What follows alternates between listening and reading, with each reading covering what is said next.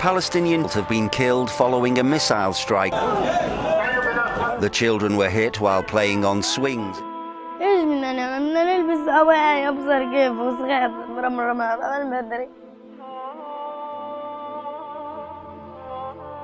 United Nations says just 10% of Gaza's 2 million people have access to safe drinking water. My children get sick because of the water. They suffer from vomiting, diarrhea. Often, I can tell the water is not clean, but we have no other option. And Allah will ask on the Day of Judgment, who did this to you?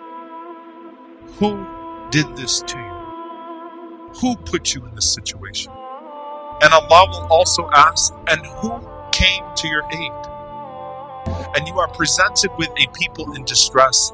You need them as much, if not more, than they need you.